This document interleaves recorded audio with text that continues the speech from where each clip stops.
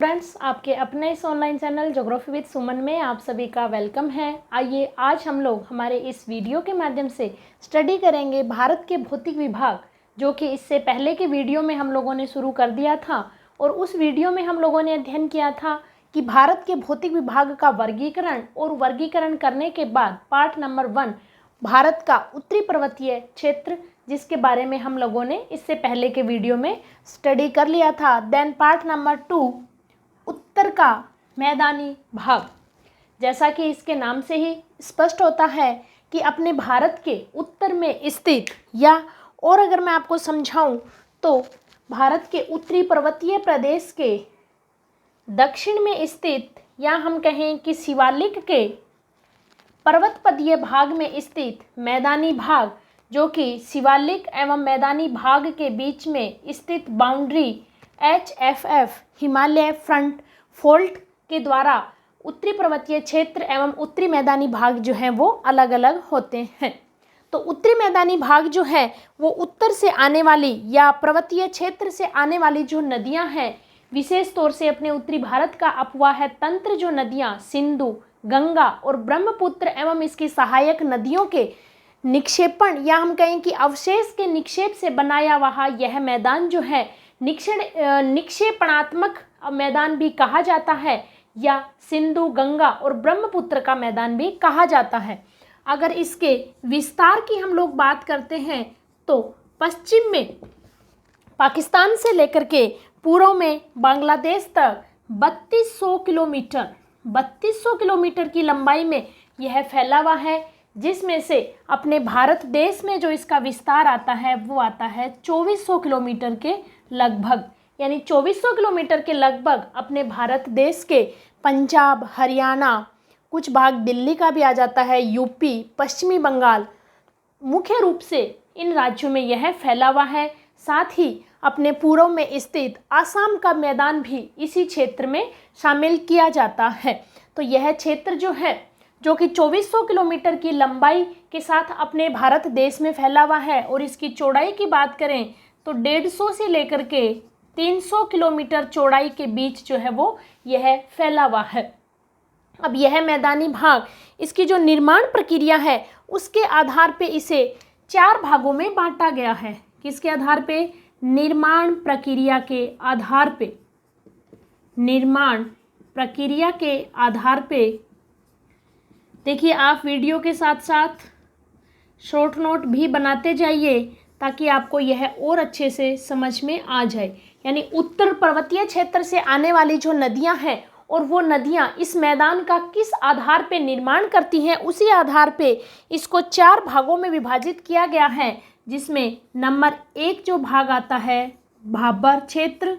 सबसे पहले मैं आपको नाम और नक्शे के द्वारा समझा देती हूँ। भाबर क्षेत्र। नंबर 2 आता है तराई क्षेत्र। नंबर 3 आता है जलोढ़ मैदान, और जलोढ़ मैदान को अगर आप अलग अलग भी लिखना चाहो तो नंबर 3 आ जाता है बांगर क्षेत्र, और नंबर 4 आता है खादर क्षेत्र। ये 4 भाबर, तराई, बांगर और खादर, या आपके सामने भाबर, तराई और जलोढ़ मैदान भी लिखा हुआ आ सकता है। और यही जलोढ़ मैदान जो है वो 2 प्रकार का है, बांगर क्षेत्र और खादर क्षेत्र। आइए अब हम लोग जो है उत्तर भारत से आने वाली नदियां किस प्रकार से इसका निर्माण करती हैं, उस आधार पे भी अलग अलग इसको हम देख लेते हैं। तो देखिए, उत्तरी पर्वतीय भाग से आने वाली जो नदियां हैं, वो नदियां जब बहती हुई दक्षिण की ओर आती है, शिवालिक के पर्वतपदीय भागों से बहती हुई जब इस मैदानी भाग में आती हैं, तो अपने साथ क्या लेके आती हैं? कंकड़ पत्थर लेकर के आती हैं, और शिवालिक के पर्वतपदीय क्षेत्र में ही इन कंकड़ पत्थरों को फैला देती है। कंकड़ पत्थरों से निर्मित 8 से 10 किलोमीटर चौड़ी यह पट्टी जो है, जहां नदियां जो है वो गुंफित रूप में बहती है। गुंफित रूप का मतलब कि यहाँ जो पर्वतपदीय क्षेत्रों से आने वाली जो नदियां थी वो इन कंकड़ पत्थरों के नीचे से होकर के बहने लग जाती हैं, जिसे क्या कहा जाता है? गुंफित नदी। और उन नदियों के द्वारा जो यह 8 से 10 किलोमीटर की चौड़ी पट्टी जो बनाई गई है, ये क्षेत्र क्या कहलाता है? भाबर क्षेत्र। क्या कहलाता है? भाबर क्षेत्र कहलाता है, जिसकी विशेषता मैंने आपको बताया कि कंकड़ पत्थरों से युक्त यह क्षेत्र 8 से 10 किलोमीटर की चौड़ाई में फैला हुआ है। दूसरी इसकी मुख्य विशेषता कि यहाँ नदियाँ जो है वो गुम्फित रूप में बहती है। और यह क्षेत्र जो है इसके जस्ट बाद में, यानी यहाँ जो गुम्फित रूप में बह रही जो नदियाँ थी वो यहाँ इन कंकड़ पत्थरों के बाद 10 से 20 किलोमीटर चौड़ी एक पट्टी बनाती है। और यहाँ इस चौड़ी पट्टी में जो गुम्फित रूप में बहने वाली जो नदियाँ थी वो एक विस्तृत रूप में, यानी मैदानी भाग पर फैल करके जो नदियाँ बहने लग जाती हैं और एक दलदलीय क्षेत्र का निर्माण करती हैं। वो दलदलीय क्षेत्र क्या कहलाता है? वो कहलाता है तराई क्षेत्र। तराई क्षेत्र यानी जहाँ गुम्फित रूप में जो नदियाँ थी जो अपने को धरातल पे नहीं दिख रही थी, वो नदियाँ धरातल पे निकल करके एक दलदलीय क्षेत्र का निर्माण करती हैं। और यह दलदलीय क्षेत्र ही क्या कहलाता है? तराई कहलाता है, जो कि 10 से 20 किलोमीटर की चौड़ाई में यह पट्टी फैली हुई है। अब जो ये तराई क्षेत्र का निर्माण करने के बाद ये नदियाँ एक निश्चित क्रम में बहने लग जाती है, एक निश्चित मार्ग के रूप में बहने लग जाती हैं। और अपने इस निश्चित मार्ग में क्या करती हैं कि अब जहाँ जहाँ से जिन जिन क्षेत्रों से ये नदियाँ निकलती हैं उन नदियों के मार्ग में मैदानों का निर्माण होता है, जिसे क्या कहा जाता है? जलोढ़ मैदान। और ये जलोढ़ मैदान मैंने आपको बताया कि 2 तरह का होता है। कितने तरह का? 2 तरह का। इसमें एक नाम मैंने आपको लिया बांगर और एक नाम मैंने आपके सामने लिया खादर। तो आइए हम देखते हैं कि ये बांगर और खादर क्या होता है।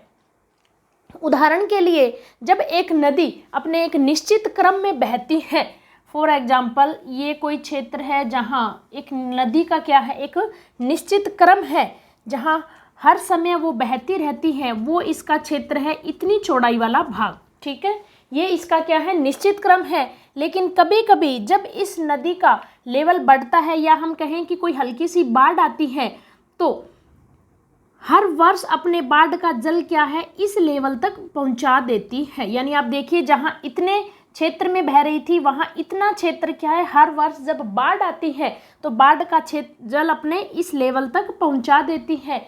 जबकि कभी कभी जब अत्यधिक मात्रा में, या हम कहें कि भारी जब बाढ़ की मात्रा होती है, तो इस नदी का जो लेवल है वो यहाँ तक आ जाता है, यानी और ऊंचे भागों में आ जाता है। लेकिन वो क्या पाता है? बहुत कम इसकी फ्रीक्वेंसी होती है जब अत्यधिक मात्रा में बाढ़ का जल आता है। तो ये मैंने आपको दिखाया कि बीच में जो ये बह रहा है ये क्या है? इसका नित्य क्रम, जहाँ हर समय ये बहती रहती है। जबकि ये ग्रीन वाला जो पार्ट दिख रहा है ये क्या है? हर वर्ष बाढ़ के समय अपना जल जहाँ पहुँचा देती है उस क्षेत्र को क्या कहते हैं? खादर क्षेत्र कहते हैं। जबकि कभी कभी जब बाढ़ की मात्रा अत्यधिक होती है तब उस और ऊंचे क्षेत्रों में अपना जल पहुंचाती है, वो क्या कहलाता है? बांगर क्षेत्र कहलाता है। यानी 2 प्रकार का क्षेत्र हो गया कि एक तो ऐसा क्षेत्र जहाँ हर वर्ष बाढ़ का जल पहुंचता है, जबकि ऐसा क्षेत्र जहाँ कभी कभी बाढ़ का जल या नदी अपना जल जो है वो पहुंचाती है। तो इस प्रतिवर्ष पहुंचाने वाले क्षेत्र को क्या कहते हैं? खादर यानी प्रतिवर्ष जब नदी के बाढ़ के द्वारा अपना जल पहुंचाया जाता है वो कहलाता है खादर।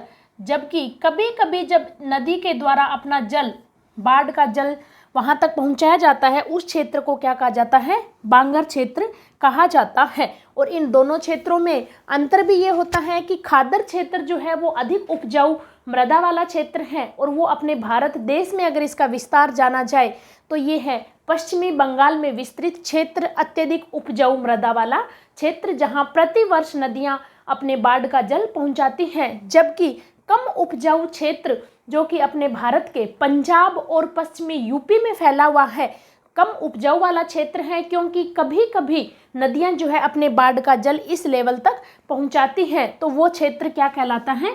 बांगर क्षेत्र कहलाता है। तो ये क्या हो जाता है? ये नदियों का निर्माण प्रक्रिया के आधार पे, यानी यहाँ से उत्तर से जो आने वाली नदियाँ थी, इन नदियों से किस तरह से प्रवाहित होते हुए अलग अलग रूपों में जो है इस मैदान का निर्माण किया, उस निर्माण प्रक्रिया के आधार पे इसको अलग अलग भागों में विभाजित किया जाता है। जैसे भाबर, तराई, बांगर और खादर। और आप इसी क्रम में इनको याद रखें, क्योंकि बहुत बार कंपटीशन एग्जाम में ये पूछा जाता है कि उत्तर से दक्षिण क्रम क्या होगा, या आपसे पूछ ले कि दक्षिण से उत्तर क्रम क्या होगा। तो आपको इसी तरह से याद रखना है कि भाबर, तराई, बांगर और खादर ये क्या है, निर्माण प्रक्रिया के आधार पे उत्तर का मैदानी भाग। ये तो हो जाता है निर्माण प्रक्रिया के आधार पे उत्तर का मैदानी भाग, जबकि इस मैदानी भाग का क्या है, प्रदेश के हिसाब से भी विभाजन किया गया है। यानी जिस दिन प्रदेशों में यह प्रदेश फैला हुआ है उसे क्या कहा जाता है, उत्तर का मैदानी भाग जो है उसका प्रादेशिक विभाजन। और उस प्रादेशिक विभाजन को अलग अलग प्रदेश के हिसाब से अलग अलग इसका नाम भी दिया गया है। तो आइए अब हम लोग देख लेते हैं कि उत्तर के मैदानी भाग का प्रादेशिक विभाजन, यानी प्रदेश के हिसाब से जो इसका विभाजन किया गया है उसे क्या कहा जाता है, प्रादेशिक विभाजन। और इस प्रादेशिक विभाजन में आप लोग देखोगे कि जिस जिस राज्य में या जिस जिस क्षेत्र में यह फैला हुआ है उस आधार पे इसे अलग अलग नामों से जाना जाता है। जैसे नंबर 1 आता है पंजाब का मैदान, पंजाब का मैदान, और कहीं कहीं आपको पंजाब हरियाणा का मैदान भी लिखा हुआ मिल सकता है। नंबर 2 आता है राजस्थान का मैदान, राजस्थान का मैदान। नंबर 3 आता है गंगा का मैदान, गंगा का मैदान। नंबर 4 आता है असम या ब्रह्मपुत्र का मैदान, असम या ब्रह्मपुत्र का मैदान। ये क्या है, ये इस उत्तर के मैदानी भाग का प्रादेशिक विभाजन अलग अलग प्रदेशों के हिसाब से, अगर हम इसको मैप के थ्रू भी देखते हैं कि मैप में किस किस रूप में इसे अलग अलग नामों से जाना जाता है। तो देखिए ये मैंने बना रखा था HFF।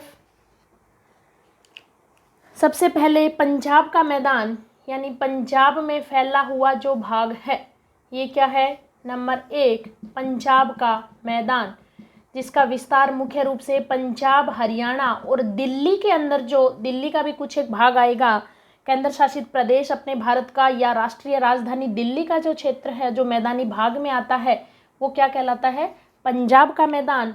नंबर 2 राजस्थान का मैदान, जिसमें राजस्थान का उत्तरी मैदान, राजस्थान का पूर्वी मैदान, राजस्थान का कहीं कहीं पश्चिमी क्षेत्र जो मरुस्थलीय भाग आता है उसको भी शामिल किया जाता है। नंबर 3 आ जाता है गंगा का मैदान, यानी जहाँ जहाँ से गंगा नदी निकलती है और उन उन राज्यों में फैला हुआ जो गंगा का मैदान है, इस गंगा के मैदान को, जहाँ से गंगा नदी निकलती है, या हम कहें कि जहाँ गंगा का मैदान, उत्तरी गंगा, मध्य गंगा, निचली गंगा, इस तरह से अलग अलग इसका विभाजन करते हुए हम इस मैदान का अध्ययन करेंगे।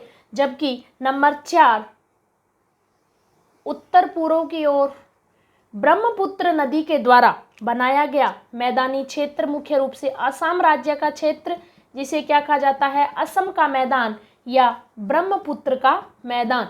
इस तरह से इसका प्रादेशिक विभाजन किया गया है किसका, उत्तर के मैदानी भाग का। देखिए अगर इसी वीडियो में हम लोग इसका विस्तृत अध्ययन करने लग जाएंगे तो यह वीडियो अपना बहुत लंबा हो जाएगा, और मैं नहीं चाहती कि आपको यह अच्छे से समझ में ना आए। इसके लिए हम एक और वीडियो बना लेंगे जिसमें हम इसके प्रादेशिक विभाजन का अच्छे से अध्ययन कर पाएँ। आज के इस वीडियो में हमने देखा उत्तर का मैदानी भाग कि निर्माण प्रक्रिया के आधार पर इसे किन किन नामों से जाना जाता है। देन हमने अध्ययन किया इसके प्रादेशिक विभाजन के बारे में। आप इस वीडियो में इतना अच्छे से समझ लीजिएगा कि नक्शे में किस किस रूप में है। देन नेक्स्ट वीडियो में हम लोग जो है वो अध्ययन करते हैं इसके प्रादेशिक विभाजन के बारे में विस्तृत अध्ययन। तो इसीलिए आप हमारे इस चैनल ज्योग्राफी विद सुमन के साथ जुड़े रहिए। ज़्यादा से ज़्यादा अपने इस चैनल को लाइक और अपने फ्रेंड्स में शेयर और अपने चैनल को सब्सक्राइब भी कीजिए। Thank you.